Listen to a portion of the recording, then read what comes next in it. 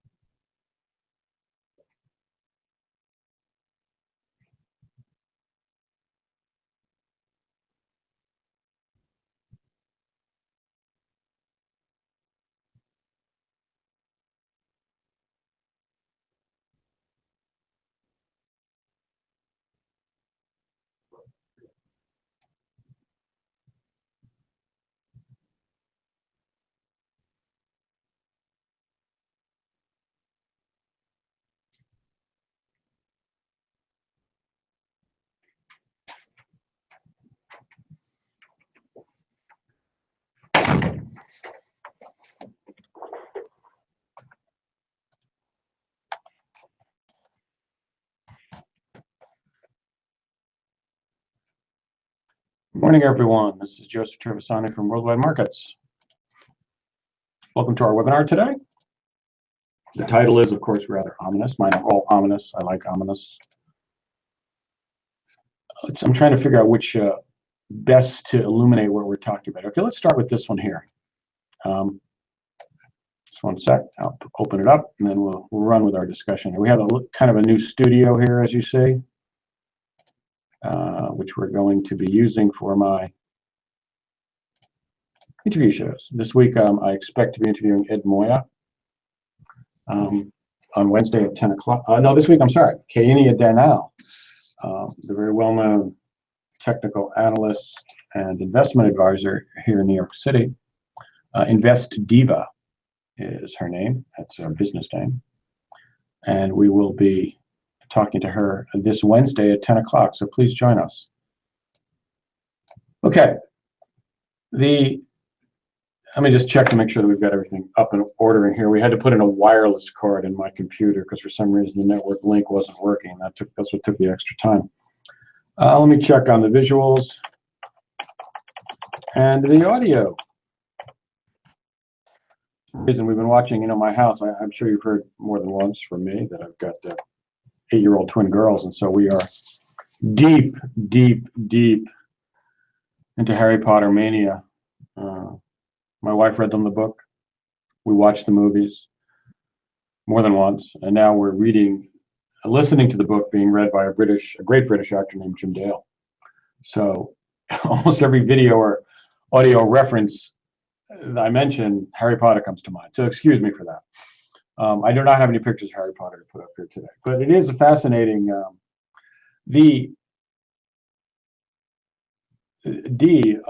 One of our techs here who fixed my system this morning. She's I don't know how old she is, but she's someplace in her 20s, and she also had a great affinity and affection for these novels because we spoke about it. So it's interesting that we now have a generation all raised on the same culture here in the United States. Pretty interesting. Anyway. Okay, so what do we have here? I started out the write-up for this webinar by one of my favorite market cliches. I love market cliches because they can always be expounded into a view of the markets and how the markets function. That's their purpose. When I started trading, and I'd be asking for, I'm sure you know my history since I've spoken of it before. When I arrived on the Credit Suisse trading desk in my Harris tweed jacket, circa 1990, 1992, whenever it was. Actually, I know when it was, but we'll keep these things discreet, shall we say. I had no clue of anything that was going on about the markets. Okay, wait. Also, let me deal with some. Okay, for those of you who are listening live, if you have any questions or credits or anything you'd like to add, jokes, as I always ask for, please put them to chat and I'll deal with them in due course. I do not mind interrupting the flow to consider different topics. I actually like and prefer audience interaction. So when I showed up on the trading desk in my Harris tweed jacket, I had no clue what the markets were. I could never figure out why they hired me anyway. I think it was because I drove a taxi cab and I managed to convince some of the interviewers, the bankers, that driving a taxi cab, because it was an independent business, I owned my own taxi and hired and had drivers work for me, was a lot like trading. They apparently bought it, so they hired me. But there was not a lot of information available to the new assistants on the desk as to what was going on. You were told a very narrow task: get calls, make sure you're accurate, buy and sell when we tell you to, and that's it. But any sense of the market, of what the market was doing, of the role of the bank and the traders in the market was totally missing. I had no idea. The only thing you would get occasionally from some of the traders being a not particularly, I won't say articulate, but introspective lot, were these cliches about the market: have a view. Another one was, that's the one I used to hear most often, have a view. I had no idea what they meant. My favorite market saying at the time was, this was not from them, this is from somewhere else, but nevertheless, it is one: the market can remain irrational far longer than you can remain liquid. Well, that does get at two very profound truths of markets, all markets: equities, commodities, stocks, currencies, any market you'd like. The ostensible purpose of a market, and let's take the equity market in particular for an example, is to do what? Well, it's to permit a very disparate group of individuals to participate together and thereby come up with a more rational view of company prices, of the economy, of where to invest than any one individual. The market, after all, functions as a type of mass mind. It also suffers from some of the other maladies of mind, such as mass psychosis. But be that as it may. So the market's job is to assess, judge, and produce an answer. Assess information, judge the relative worth and the relative veracity, and produce a price. That's what stocks do.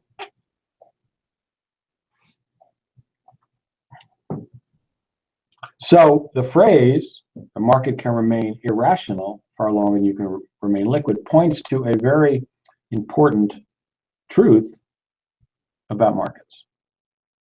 Their economic role, their economic rationality role, is not necessarily dominant. And it's not necessarily dominant for long periods of time. If I had an oil price here, and we'd show that tremendous spike up to $150, or just short of $150, in late 2007 and 8, actually 6, 7, and 8, you would have to ask, rational or irrational?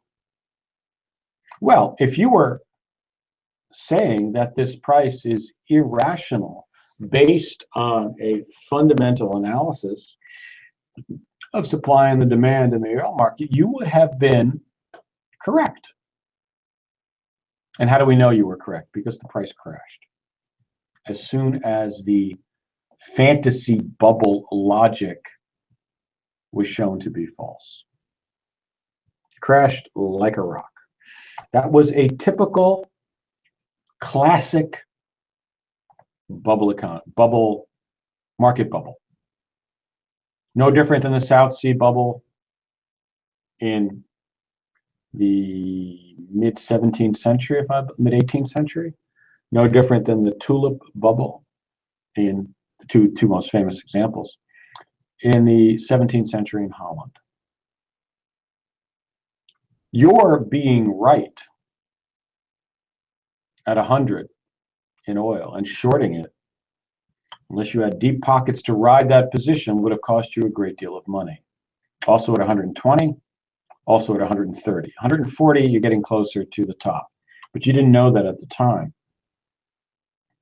All that irrationality of markets could have sent you, if you were, a trader betting on that, would have ended your trading career. Irrationality can exist for long periods, but is it really irrational? It is from one point of view, and it most assuredly is not from another. From an economic deterministic point of view, it's irrational. There was nothing in the world economy and supply and demand for crude oil except for the fantasy of peak oil, which is yet another one of those justifications for irrationality in the markets. There was no justification in any economic equation for oil at $150. No supply problem, no demand problem. There was the fantasy of Chinese demand ever rising, a developing world demand ever rising and ever driving up the price of a declining asset. That was the fantasy of peak oil. What happened? No. Mankind, as it is wont to do, invented a new technology that disposed of peak oil rather handily. And of course, it's shale oil fracking. And the same thing in tar sands in Canada. So the irrationality did not crash, though, because of that. It largely crashed because of the recession and the financial crisis cut the legs out from under any idea that the other side of that, the demand side, there was going to be this ever-increasing demand out of China and the developing world. So as a example, oil, and I'm going to move to stocks in a second. Let me tell you what I have here anyway. This is the absolute, the level of US GDP, not the quarter-to-quarter change, the absolute level of GDP as in size of the economy. This is the Fed funds rate going back to 1970 when the only chart I could get, and this is the Dow. So we're going to talk about that in relation to what I'm saying here in a second. So what is the way in which the oil market behavior in those years was not irrational? And that, of course, is the behavior of traders chasing profits. As traders, as markets, there is no inherent value in any level except whether it's going to go in one direction or another, and when. Markets perform two jobs. They permit us to find a price level equivalent to what we think are the economic fundamentals behind it, and they also permit us to chase trading profits. And trading profits are incidentally imbued with economic information. Economic information being distinctly different than markets' view of the economy at any one time. Sometimes they're the same, sometimes they're not. It's an ever-changing mix. In the oil example, it was totally disconnected from economic reality, but it was connected to the supply-demand peak oil fantasy, which was dominating traders thinking and driving prices ever higher. Why did traders drive prices ever higher? For a very simple reason. Everybody else was doing it. The trend was very powerful, and everyone was following it. All of the people who would have, in the months and years before that peak, who had tried to short oil because it made no rational sense, which in fact it did not, got poleaxed. The market can remain irrational far longer than you can remain liquid. The market is much bigger and not interested in your particular analysis. So the logic, the trading logic, until of course it crashed, in which case it immediately reversed. And the wonderful thing I like about markets is nobody ever has to say you're sorry. If you are long the oil and you happen to pick the right top and turn around and you're short, nothing has changed. Well, the recession was a bit of a change, I'll give you that. And the financial crisis was a bit of a change, I'll give you that. But you never have to say you're sorry. There's no, that great phrase, I forget where it's from, consistency is the hobgoblin, I think it's Churchill's. Consistency is the hobgoblin of little minds. Well, in the market, you never have to be consistent. You only have to be right to stay on your feet and to make money. So that reversal was a trading reversal. It had nothing to do with, well, when I say it had nothing to do with the fundamentals, of course it did. The reversal and the explosion of the peak oil bubble was predicated on the financial crisis. But the idea that the world economy was going to skate along, the U.S. economy was going to skate along, and all the stuff was going on, was out there. All of the facts that were economic facts that were available before the oil bubble burst are pretty much the same facts that were available after the bubble burst. It's just that the markets looked at them in a different way.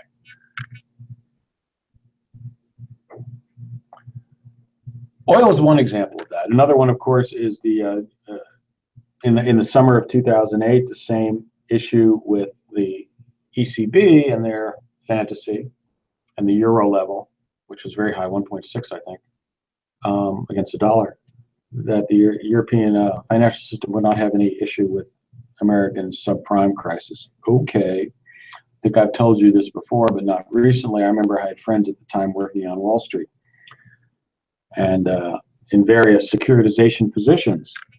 And I'd meet them and I'd talk to them. And I would tell them what the international economy was saying. They were really focused on their markets in those days. Trading markets have a way of narrowing your focus very dramatically. And they were telling me, I was telling them that Trichet and the other European bankers were out there saying the European banking system. This was well after the point that it was recognized in the United States that subprime loans were a big problem for American banks. Although, of course, Mr. Bernanke is also out there saying, and sometimes the cluelessness of central bankers actually astonishes me, was out there saying, well, Americans, it's contained. Well, it's not contained. It contained, yeah, if you mean the whole economy. But anyway, after that, when it became out, when it long since evident that it was a problem for the U.S. banks, Jean-Claude Trichet was out there saying, I wonder if this will be in his Wikipedia page whenever it's, I haven't checked. I wonder if it's there. Maybe I should do an edit and add this little anecdote. Was out there saying, no, we have no problem with the European Central Bank, with the American subprime loans. And I would talk to my friends from downtown. I would tell them what Trichet was going on in the international markets in Europe. And they would say, what are they talking about? European banks bought tons of this questionable paper. And of course, that turned out to be the accurate assessment of what happened. The European banks were chock full of this paper, which turned out to be, because much of it was in those days mark-to-market, worthless at that time. So that's another fantasy of a market that gets punctured. There are two questions we have here when it comes to the U.S. equity, and actually global equity levels, but I'm just going to focus on the U.S. and the Dow, because you can only tell so many stories in 1 hour. As I wrote in the précis for this, I said the emblematic American Dow Jones Industrial Average has more than tripled in value since its March 2009 bottom. That would be right here. 220% in 8 years, a very respectable 27% per annum. That's a very nice return, you must admit. Those same 8 years saw some of the weakest U.S. economic growth in post-war history. At least the average year-to-year, here I'll show you. The average year-to-year percent change, okay, which is right here. You can see through here that right now we're averaging 1.9%. I do find it interesting, as long as we're on this topic, that the Fed is now positing at least 3 interest rate hikes this year. One does have to make the question, pose the question. Economic growth was 1.9% in the fourth quarter. It's tracking at about 0.9 in the first quarter of this year, and we don't really have a good sense of where it's going to go. We can discount the Fed's, actually in this case, the Fed's percentage predictions might actually be right. I think they're predicting 1.9% for 2017. Suddenly, it's imperative that we raise rates. For 8 years prior to this, under a different administration, the Fed could not bring itself to raise rates. Now that economic growth is no different, it sees that it's imperative to raise rates. So a couple of things are possible here. One is certainly that economic growth does not produce, that low interest rates at this rate do not produce economic growth. And two, they may actually cause problems. The Fed hasn't admitted this, but otherwise, why are we raising rates now? Okay, leave that alone. So we have not had much of a recovery the past 8 years. But what we have had is this.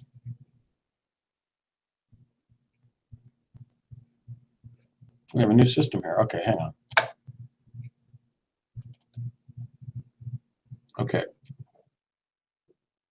Nope, not the one I want, sorry. This one, yes, the one I just had. Okay.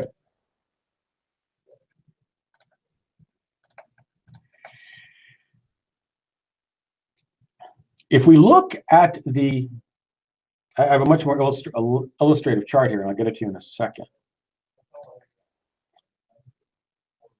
A lot of interesting lines here. Green, Fed funds rate. Orange, Dow Jones. Purple, absolute value, not percent change, absolute value, size of the U.S. economy. So what are we seeing? The interesting thing about the slope of the U.S. economy is that it is relatively constant. It steepens a little bit here, and then here, this slope is very similar to this slope back here. So the U.S. economy is growing at essentially within a few percentage points the same rate. The slope back here in the 60s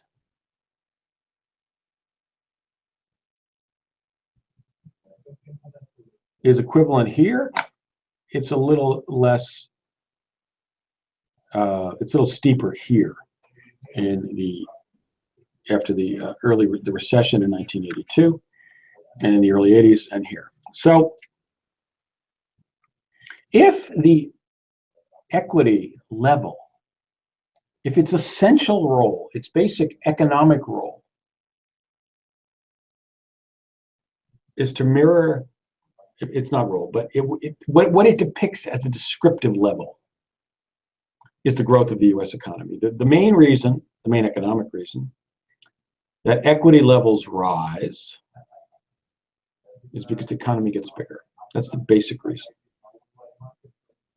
So what is it about these charts, which if you look at it from that point of view, think slope, is rather astonishing? It's the change in slope, the acceleration in the equity level. After all, if this slope had continued over to here, the Dow would be somewhere around 12,000. It's almost double that. What happened? Remember, this is a chart going back to the 1950. This slope is right here. You know what? I have a better chart. Let's put up that chart. Wait a minute. Let me find the great chart. I have a great chart. I better have it here. Ah, yes, this one. Okay. This is illustrative, the point I want to make here. Okay, now there are a lot of lines on here. Let me tell you what the lines are. I did this only back to 70 because that's as far back as I could get the Fed funds rate. So this is what we have here. Purple is the Dow average. Okay? That's the great crash right there in one day. Like, I don't know, what was it, 20% or something? Right, my year in graduate school, I figured, oh, great. The economy's over. I'm going to start looking for a job. Okay, purple is the Dow average. Orange is the Fed funds rate. Okay, those are the only two things that are on this chart. I would have put on the average of the actual economy, but you saw that from the previous graph. So what we're looking for, let me see if I have both of those. I don't think I do. I'm just checking. Oh, that's the same one. I just want to check the graphs that I brought in this morning. Okay, what's this? That's percent change.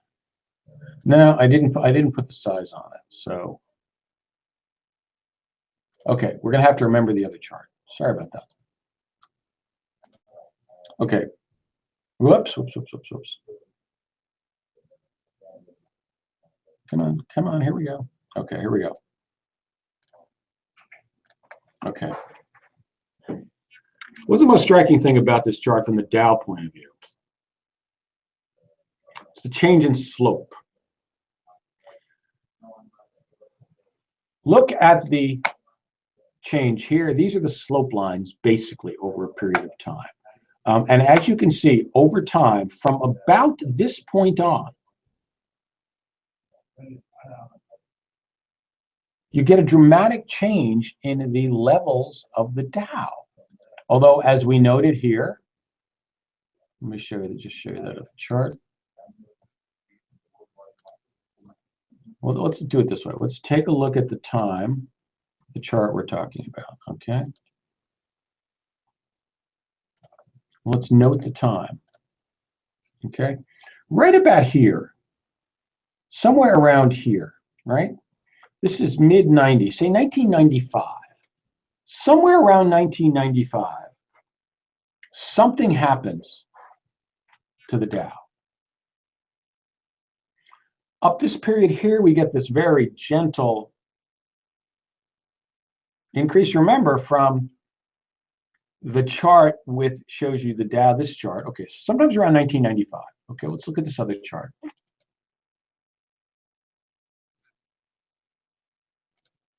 $1995, remember from the prior chart. Sometime around 1995, right here. Okay. We could say it's a little earlier, 1985, but well, we could actually with this different chart. So here, 1985, 1995, okay?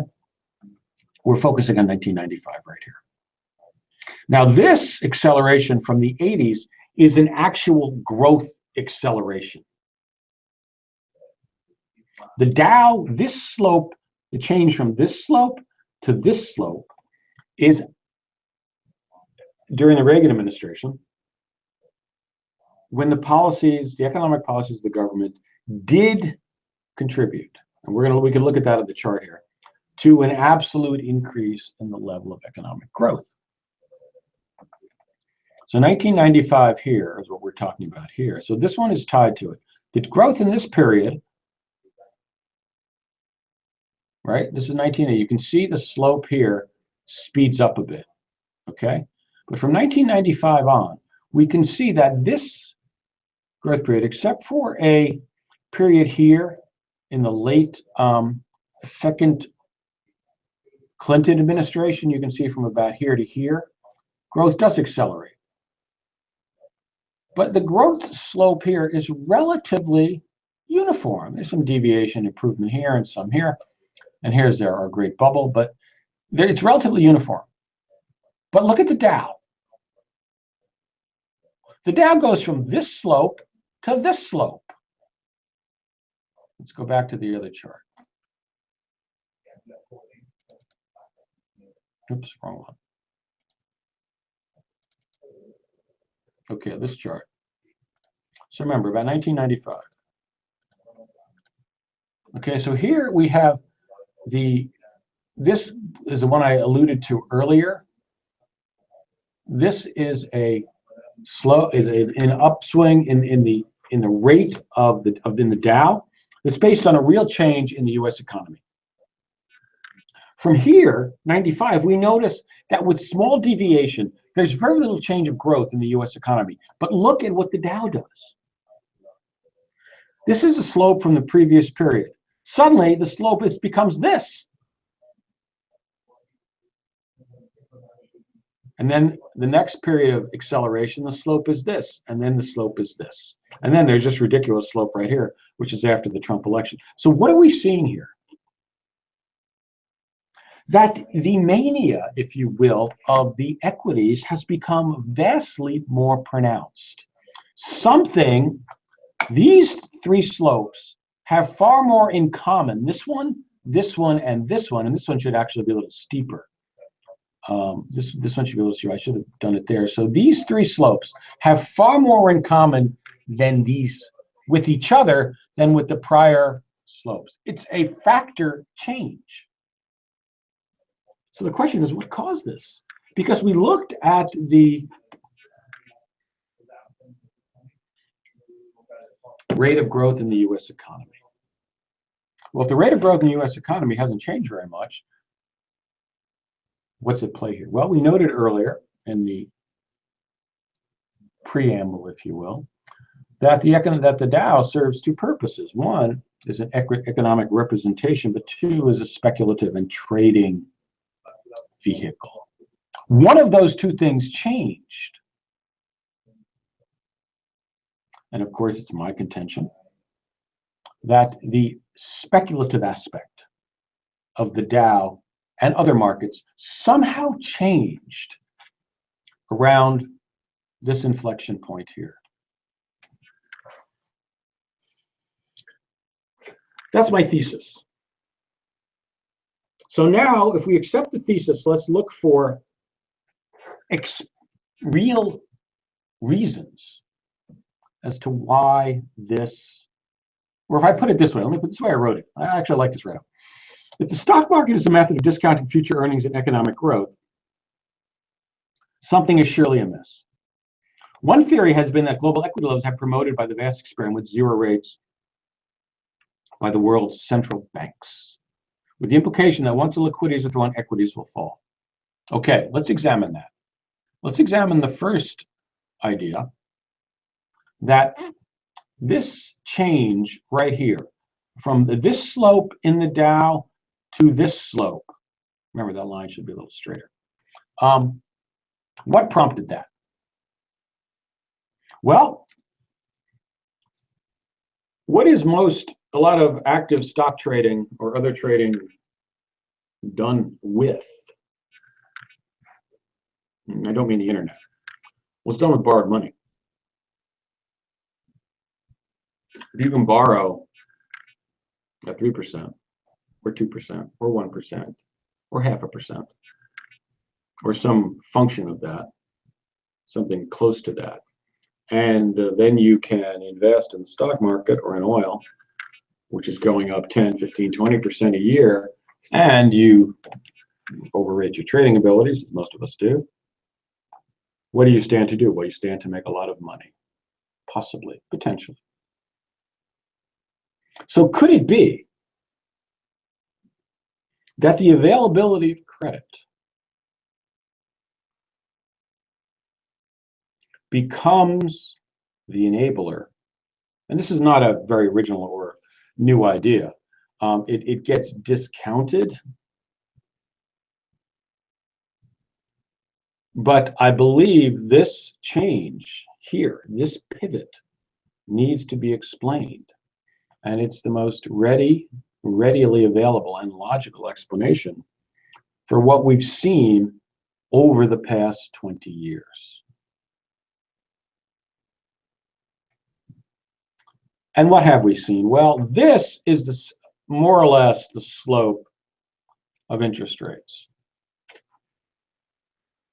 It's relatively steady. It hasn't changed.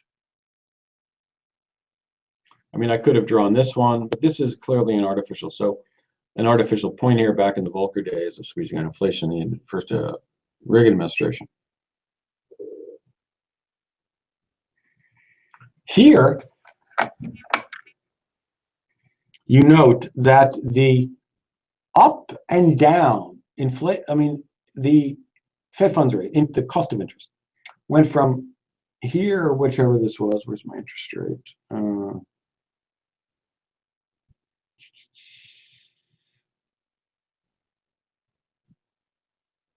About 10% down to 4% here, from a brief 19 down. So this type of decline in interest rates, rapid and substantive, did not produce a bubble in stocks. Same thing here, didn't do it. Here, this period here did. Here we have again here. All right, look what happens here. Rates come off, stock market goes up, Fed pulls in the reins. Market stabilizes around here, relatively stable. Rates come off again, hard after 9/11. What happens? Stock market booms again. Rates go up. What happens? Market crashes. There are other factors here, as we know. What happens again? Long, low rates, market booms. The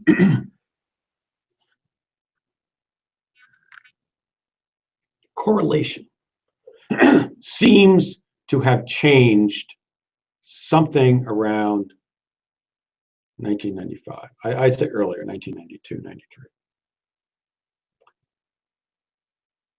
And what it appears to be, just empirically from this chart, the Fed has made a great deal of noise speaking about the neutral rate of inflation, the neutral rate of interest rates. The neutral rate is the rate at which monetary policy neither excites nor retards economic growth. Nobody has a clue as to what this is. And whatever it is, it changes all the time. And I think that business cycles are inherent in a capitalist system, regardless, really, of what the Fed does with it, with interest rates. But my conjecture, based on this chart, is that there is a change in market behavior relating to the speculative urge. When the cost of money becomes less than a certain point, it would appear to be around 3% from this chart.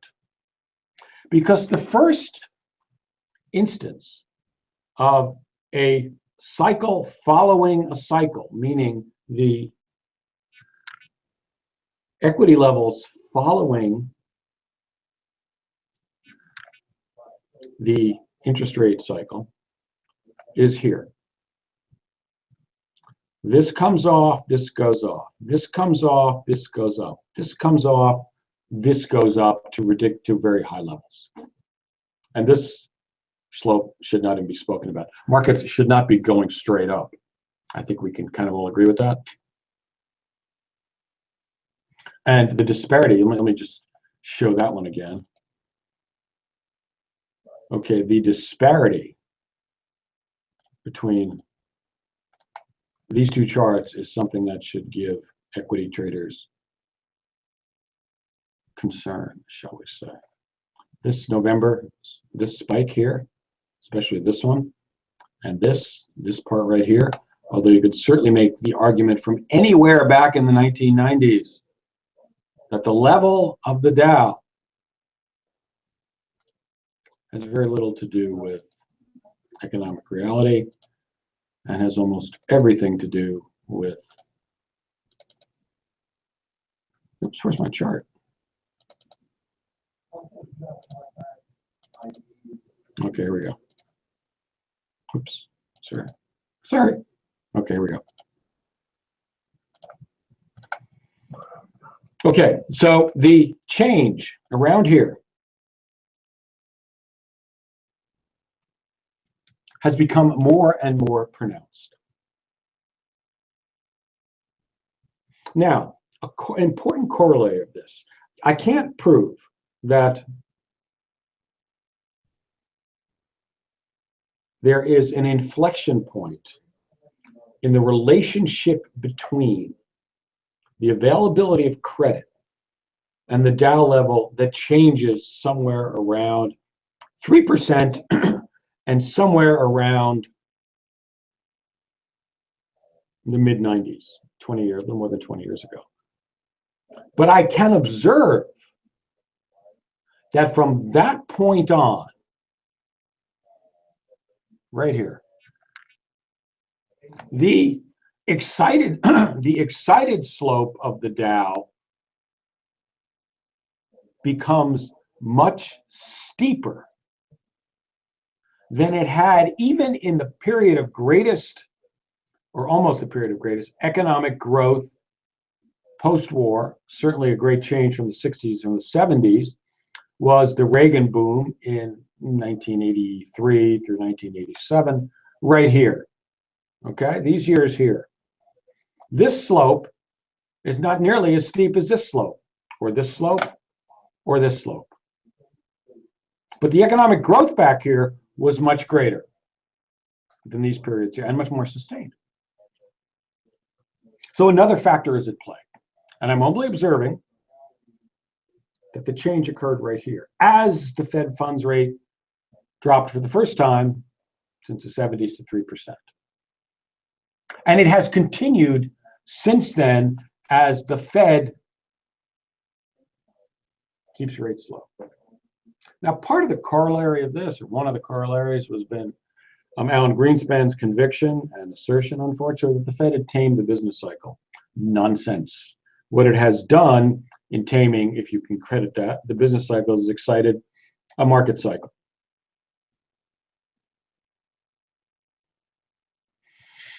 So put all these things together. And the question is, do markets such as equities revert after a long period of well beyond level growth? Do they revert to the idea of acting as a mirror, or holding up a mirror to the economic life and the economic prospects of the country? After all, the connection is that the economy grows larger, the Dow goes higher because it reflects the health, wealth, and success and economic growth rates of the country. Does it revert to that after however long the period is of bubble mania? It's difficult to look at this chart or the prior chart with the size of the US economy and not come to the conclusion that for 2 decades now, The performance of the Dow as a level has vastly outstripped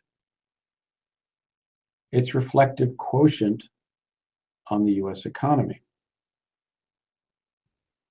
These slopes are not the same. These three are the same, more or less. Remember, this one's a little steeper. And these three are the same. And they describe different periods. They describe different interest rate regimens from the US Central Bank, the Fed. So the next question we have to ask as traders, who may actually belong the Dow up here,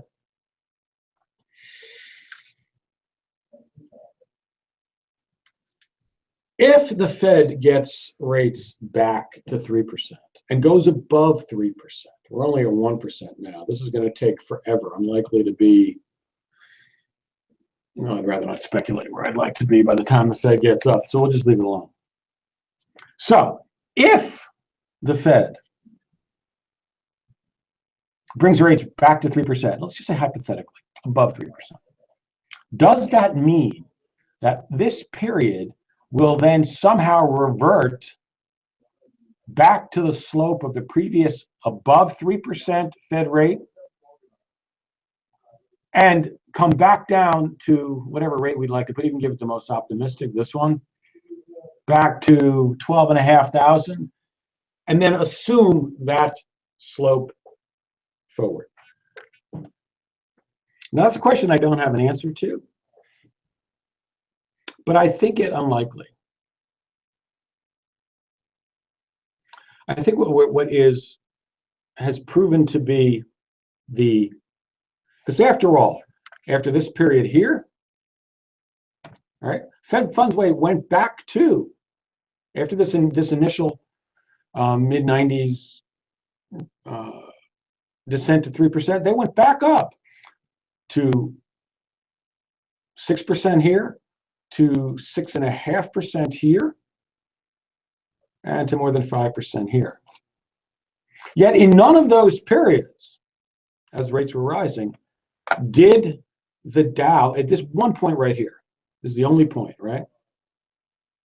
Well, let me correct that, since the charts are obviously showing us something different. The Dow did, at these periods, right here and here, regardless of the reason, as the Fed brought rates above, this has got to be giving the Fed fits, right? As the Fed brought rates back above my supposed 3% quantum threshold here, what did the Dow do? It returned to this historical trend. The historical trend for the Dow, based on from 19 back here. Now you can say that that's a erroneous level, but it, is an improvement on here. So the historical trend Dow is here, somewhere along these three lines. So what do we see?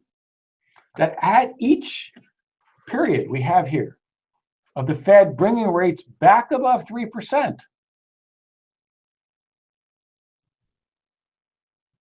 the Dow went back to the historical trend. And here, same thing. The Fed rate's going up to 5. The Dow, yeah, I grant it, through the financial crisis and everything else, the Dow crashed back to historical trends. So what happens here, say 2019, now, part of the issue here is the absolute level. Right here, we have a rise from 1% to 5%. I think it's a little more than 5%. So that is a 4% rise, right? From 1% to 5% is 4%. So if we go from 0.25, we get to 4.25 right here. The tops of each of these increases is lower. Here, we went from 3 to 6. So this increases 3%, or if you take it to here, it looks like it's 6.5%. So it's this increase here from 92 to 2000, 15 years, 8 years, sorry, is 3.5%. This one is 4. So at the very, if you take that as a standard, then the declining Fed funds line shows you that the Fed fund rate gets to about 3 point something percent. Okay. If we take this 4% rise, it gets to, is that what that is? This is 1 to 5, 4%. It gets from 0.2 to 4.25, so maybe a little bit over here. The line, my guess is it gets to right here. Okay, so if this represents the Fed's neutral rate, let's assume that it does. I'm not sure it does or it doesn't, but let's just take that as an assumption. We get the Fed, or just the Fed policy over, 50 years. Okay, so we get the rate back to here. Will the market duplicate the prior behavior? I'm talking about equities. Up here, raise rates, back to the trend. Up here, in the panic, below trend, and then back. Will we get the same thing here? But that produces a Dow at 12,500. What would be the likely public, economic, Fed policy, governmental reaction to a market trend Dow? Remember, the US economy isn't growing at 8%. It's not growing at 6%. It's not growing at 4%. It's not even growing at 3%. So the economic justification is very low for Dow at these levels. That's just a fact. You can do what you want with it, but it's simply a fact.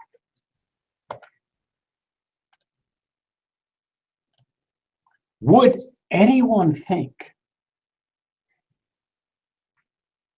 that a Dow returning to trend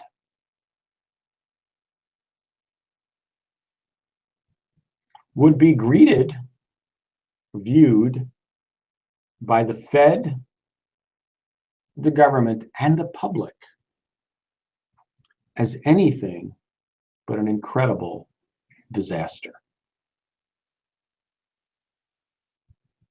I mean, the Fed has to look at this chart and not know what the heck to do.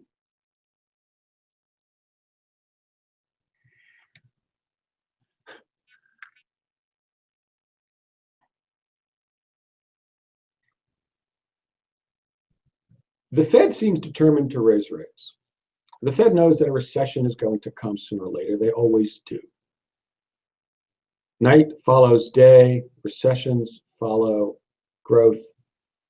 If it's not true, then we need to know why, and some of these sheets needs to show us. The Fed has no tools that can really prevent this.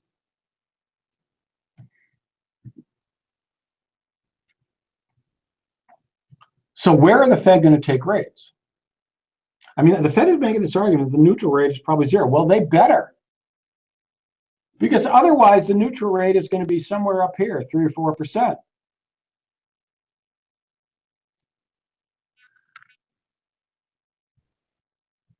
Now, if I take this line from here, which is not something you want to do because that's kind of loony, you still get the Fed funds rate higher than it is.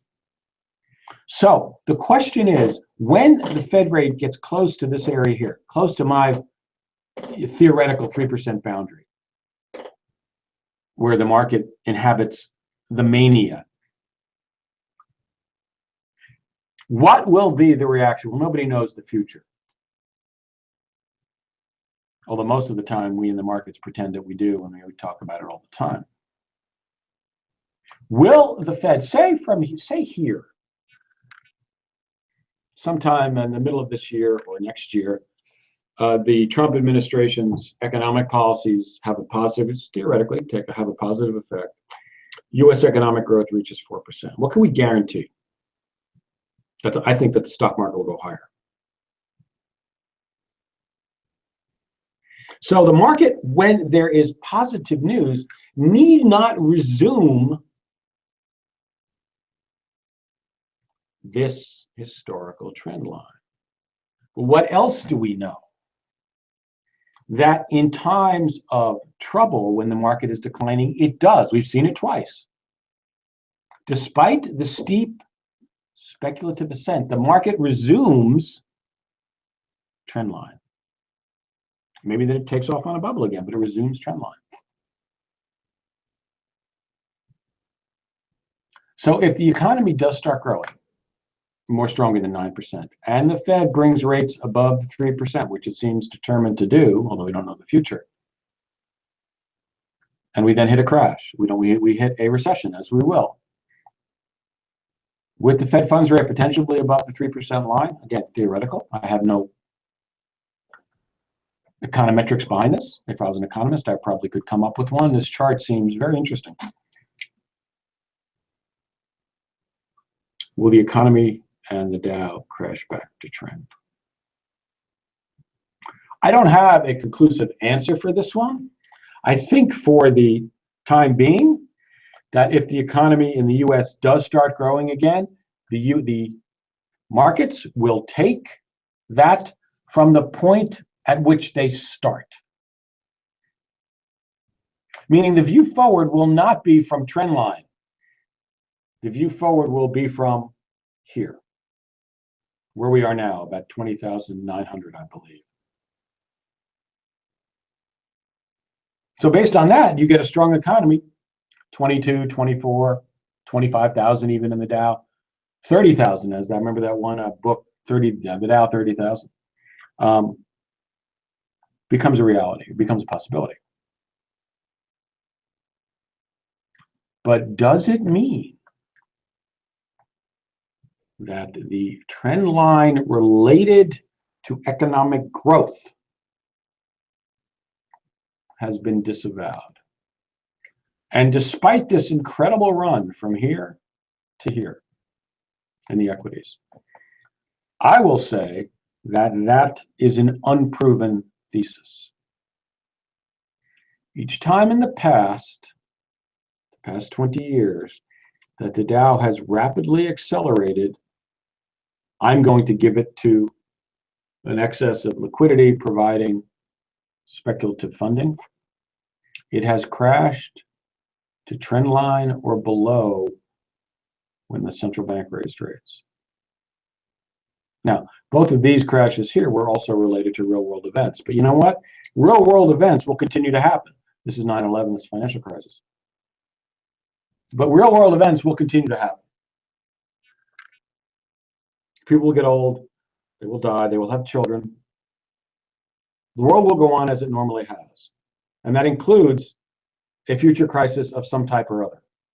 So the catalysts were catalyzing a market ready to be catalyzed, to use the word too many times in a few phrases.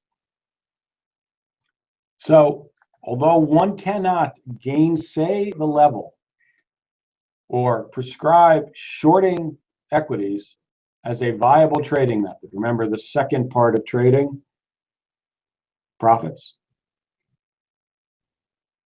at least for the period of low interest rates, sub 3 from the Fed, the potential for catastrophic crashes seems to have increased dramatically.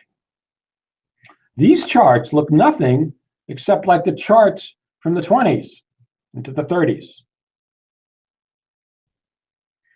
Okay, folks, I thank everyone for attending. I hope this has been interesting. I actually discovered some of what I was thinking about this as I speak. I mean, I remember reading somebody said, you know, I never know what I'm going to think till I have to write about it. I'm not quite there, but I'm going to do some more work on this chart. It'll be up on our site and up on our Facebook page sometime this morning. I thank you all for attending, of course. Please tune in on Wednesday at 10 o'clock for an interview with Kayania Danal. And I hope you all have a great day. I'll put my email up there. If you have any questions or comments, please drop me a line. I'll be glad to answer. Take care, everybody.